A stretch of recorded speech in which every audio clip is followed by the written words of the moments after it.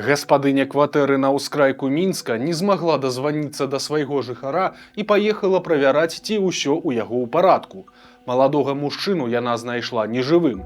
Жанчына выклікала міліцыю, і тут раптам высветлілася, што яе арандатар быў забойцам, якога больш за дзясятак гадоў шукалі па ўсім свеце і якога не змог злавіць нават Інтэрпал. Сам жа ён тым часам спакойна жыў у Беларусі і даволі паспяхова рабіў кар'еру пісьменніка. Але пачалася гэтая гісторыя зусім не ў Мінску. З 2006 года ў расійскім Екатеринбургу пачалася хваля загадкавых рабаванняў і забойстваў. Невядомыя сярод ночы лавілі мінакоў, забіралі ўсе грошы і банкаўскія карткі, а пасля забівалі. У ход ішлі пісталеты, нажы і нават малаткі. Ахвярамі станавіліся мігранты з краін сярэдняй Азіі, былыя зэкі ды крымінальнікі, а таксама мясцовыя прадпрымальнікі і дзялкі. Вялікі 1,5-мільённы горад быў у паніцы, і ўсё гэта цягнулася амаль 6 гадоў. Ужо было зразумела, што дзейнічае не адзінокі маньяк, а вялікая і добра арганізаваная банда. Некалькі ахвяр, пераважна рабацягі-мігранты, выжылі і далі паказанні, але ж адшукаць злачынцаў сілавікі не маглі, і забойствы працягваліся. У сакавіку 2012-го на ўскрайку горада знайшлі чарговае цела, і грыбнуў, можна сказаць, міжнародны скандал, бо забітым аказаўся інвестар і грамадзянін Злучаных Штатаў Амерыкі Джордж Акубян. З ім расправіліся так жа, як і з папярэднімі ахвярамі. Нажавыя і куля ў галаве. І ўжо пасля смерці амерыканца нехта зняў з яго банкаўскай карткі вялікую суму грошай. Следчыя пацягнулі за гэтую нітачку і нечакана выйшлі на рэспектабельнага маладога юрыста Васіля Федаровіча. Хлопец быў з мясцовай інтэлігентнай сям'і. Яго бацька працаваў намеснікам пракурора, маці была прафесарам кансерваторыі, а дзед галоўным дырыжорам сімфанічнага аркестра Свярдлоўскай філармоніі. Сам Федаровіч меў уласную юрыдычную практыку і ў шчаслівым шлюбе гадаваў малую дачку. Таму страшная праўда шакавала мясцовых, бо аказалася, што гэты маладзён і быў лідарам і ідэйным натхняльнікам той самай банды, якая гадамі трымала ў страху ўвесь горад. Калі пачалі капаць глыбей, то аказалася, што іншыя удзельнікі былі таксама прадстаўнікамі мясцовай залатой моладзі, і сваіх ахвяр яны выбіралі не проста так. Маладыя бандыты лічылі сябе своеасаблівымі санітарамі горада і былі упэўненыя, што ачышчаюць зямлю ад так званых адкідаў грамадства. Таму яны і забівалі пераважна гастарбайтараў і былых зэкаў, гандляроў наркотыкамі і суценёраў, а таксама бізнесменаў, якіх лічылі нячыстымі на руку. Але не толькі, бо адзін з удзельнікаў адправіў на той свет па розных прычынах ледзь не ўсю сваю сям'ю, забіўшы уласную маці, а таксама бацьку жонкі і 2 яе братоў. Агулам у бандзе было 11 чалавек узростам ад 22 і да 34 гадоў, і большасць з іх далёка не маргіналы. Паліцэйскі, бухгалтар, бізнесмен, студэнты і дзеці высокапастаўленых мясцовых чыноўнікаў ды выкладчыкаў універсітэтаў. А таксама у бандзе была маладая палюбоўніца таго самага жанатага юрыста Федаровіча, якая стала саўдзельніцай у 5 злачынствах. За 6 гадоў гэтыя маладзёны забілі найменш 14 чалавек. Прычым члены банды вялі блогі і апісвалі ў інтэрнэце сцэны гвалту, выдаючы іх за літаратурную фантазію. Падчас следства сілавікі прыйшлі да высновы, што многія з гэтых тэкстаў фактычна пераказвалі сапраўдныя злачынствы. На судзе, у залежнасці ад абставін, бандыты атрымалі ад 6 і да 24 гадоў калоніі.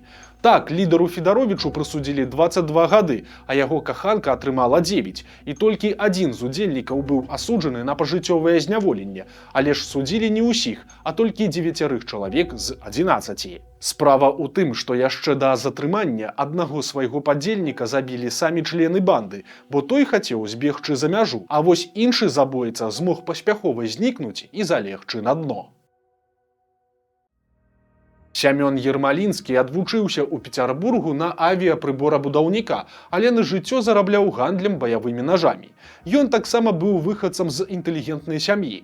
Яго бацька быў паспяховым шахматыстам, які эміграваў у Злучаныя Штаты, дзе нават стаў чэмпіёнам краіны і прызёрам шахматнай алімпіяды. Але ж Ермалінскі-малодшы меў інтарэсы зусім не падобныя да бацькавых. У 2011 годзе ён прыехаў у Екатеринбург на чэмпіянат па нажавым боі, дзе і пазнаёміўся з мясцовым юрыстам Васем Федаровічам, які таксама захапляўся нажамі. Падобна, што маладзёны добра паразумеліся, бо неўзабаве Федаровіч запрасіў новага прыяцеля далучыцца да забойстваў, і той пагадзіўся, прыняўшы удзел як мінімум у 2 страшных справах. Невядома як і чаму, але ж Ермалінскі змог схавацца яшчэ да пачатку арыштаў яго сяброў. І калі паўдзельнікаў банды нарэшце прыйшлі, то Сямён нават пачаў абараняць затрыманых таварышаў у сваім блогу. Следчыя меркавалі, што Ермалінскі паляцеў у Афрыку, а канкрэтней у Алжыр, дзе пражыў год. А калі скончыліся грошы, то забойца вырашыў змяніць краіну і рушыў у невядомым кірунку.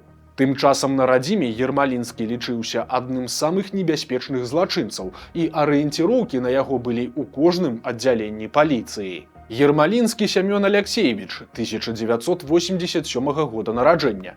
На выгляд 30-35 гадоў, спартыўнага целаскладу, валасы цёмныя, стрыжка кароткая ці нагла, можа насіць браду, вусы, спінка носа скрыўленая. На тулаве і руках маюцца татуіроўкі. Займаўся продажам халоднай зброі, валодае тактыкай нажавога бою, умее абыходзіцца з агнястрэльнай зброяй, можа быць узброены. Вельмі небяспечны. Сілавікі нават прапаноўвалі добрыя грошы тым, хто дапаможа злавіць забойцу, і абяцалі сплаціць 1 мільён расійскіх рублёў, што тады складала каля 17 тысяч даляраў.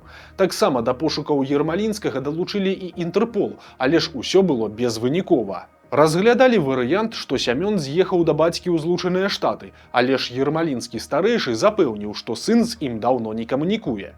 Маці, якая заставалася жыць у Пецярбургу, таксама расказала, што не бачыла Сямёна ажно з лета 2012 года. Праўда, нават ведаючы, за якія страшныя справы шукаюць яе сына, жанчына верыла, што ён ні ў чым не вінаваты, і нават працягвала віншаваць яго ў сацыяльных сетках. На адно з яе фатаграфій бачныя бутэрбродзікі, бутэлька каньяку і торт са свечкамі ў выглядзе лічбы 30.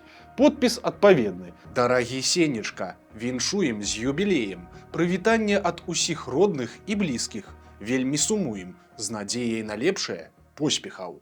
На той момант юбіляра не бачылі ўжо 5 гадоў, і дзе знаходзіўся той дарагі Сенечка, не ведаў ніхто. Шуткі і версіі хадзілі самыя розныя. Ужо стала зразумела, што ні ў якую Афрыку злачынца не ездзіў і ў Алжыры не жыў, бо праз вышук Інтэрпола не мог бы перамяшчацца самалётамі. Цяпер следчыя лічылі, што Ермалінскі нейкі час хаваўся ў Крыме, а калі Расія акупавала паўвостраў, то забойца нібыта пайшоў ваяваць на Донбас. Прычым, ці то за расіян, ці то за украінцаў незразумела, але ж дакладных пацверджанняў гэтая новая тэорыя таксама не мела. Дайшло нават да таго, што улёткі з партрэтам і прыкметамі Ермалінскага расклеілі па ўсяму Данецку. Але ж і гэта ніякага плёну таксама не дало, бо на самай справе крывавы забойца хаваўся зусім недалёка. Ён спакойна жыў у Мінску, дзе паціху будаваў кар'еру пісьменніка.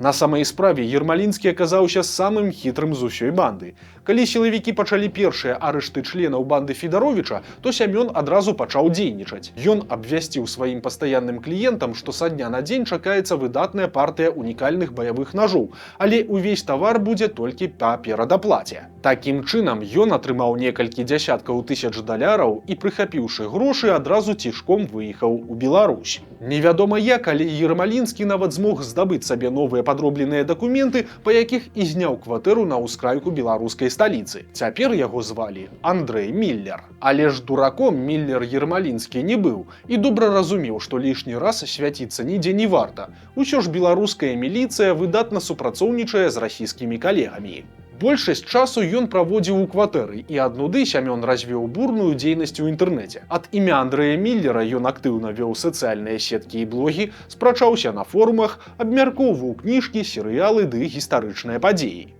Але ж ніколі і нідзе не публікаваў свае фотаздымкі. Пра сябе, калі і распавядаў, то коратка. Маўляў, не любіць публічнасць, жыве ў нейкай краіне Балтыі і займаецца распрацоўкай камп'ютарных гульняў, а таксама цікавіцца гісторыяй сярэднявечча. За ўсе гады Ермалінскі выклаў у інтэрнэт толькі адзін свой фотаздымак. Вось гэты. Пазнаць на ім забойцу з арыенціровак не змог бы ніхто. Паралельна пошукі злачынцы працягваліся, але выніку ўсё яшчэ не было. Маці Ермалінскага пасля расказвала вось такую цікавую дэталь. Цытата: «Мы з маёй сваячкай на дзень нараджэння Сямёна звычайна сядзелі ў рэстаране, і там заўсёды было шмат аператыўнікаў, якія чакалі, ну а раптам мой сын такі прыйдзе адзначыць сваё свята». Канец цытаты. Ну а Ермалінскі паціху так засумаваў ад самотнага жыцця ў Мінску, што пачаў пісаць апавяданні ў жанрах фантастыкі і цёмнага фэнтэзі. Іх ён выкладываў у сеціва, само сабою падпісваючыся як Андрэй Міллер. Атрымлівалася няблага, і амаль адразу яго талент заўважылі на адпаведных конкурсах.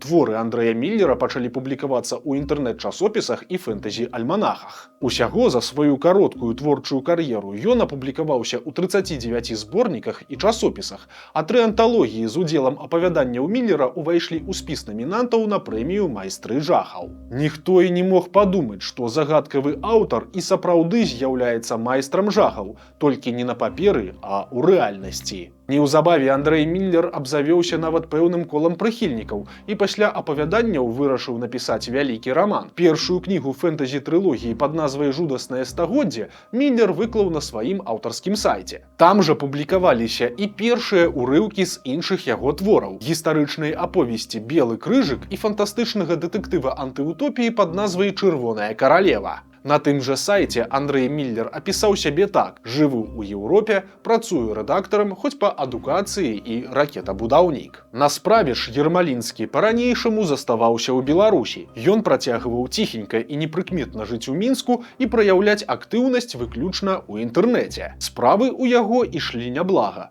Публікацый станавілася ўсё больш, і акрамя фантастыкі ён пачаў пісаць і гістарычныя артыкулы ад імя ўсё таго ж Андрэя Міллера. Невядома, куды б прывяла яго гэтая пісьменніцкая кар'ера, але ў выніку ўсё скончылася хутка і вельмі нечакана. У 2023 годзе, ужо пасля маштабнай пандэміі, Ермалінскі захварэў на ковід. Да медыкаў ён вырашыў не звяртацца, бо баяўся, што праз гэта раскрыюць яго сапраўдную асобу і арыштуюць. Але ж хвароба праходзіла вельмі цяжка, і калі любімага аўтара не было онлайн ужо пару тыдняў, то пачалі хвалявацца яго прыхільнікі, а потым ужо занепакоілася і гаспадыня здымнай кватэры, бо жыхар пратэрмінаваў арэндную плату, а на званкі не адказваў. У выніку, калі жанчына прыйшла ў кватэру, то ўбачыла там нежывое цела свайго арандатара. Яна выклікала міліцыю, і падчас агляду рэчаў нябожчыка сілавікі нечакана знайшлі сапраўдны пашпарт на імя Сямёна Ермалінскага. Чаму ён столькі гадоў захоўваў гэты дакумент, ніхто не ведае. Але ж беларускія сілавікі перадалі інфармацыю расійскім, а тыя ўзялі ў маці Ермалінскага ўзор ДНК, і стала зразумела, што ў Мінску і сапраўды памёр той самы забойца, якога беспаспяхова шукалі больш за 10 гадоў. У выніку крымінальную справу супраць Ермалінскага закрылі ў сувязі з яго смерцю. Самога злачынцу-пісьменніка пахавалі ў Пецярбургу, прычым на помнік для яго скінуліся прыхільнікі-чытачы, і пахаваны былы забойца так жа, як і жыў апошнія гады, пад псеўданімам. На яго магіле паставілі чорны камень з вялікім надпісам «Андрэй Міллер» і сціплай пазнакай у дужках у самым нізе «Ермалінскі С.А».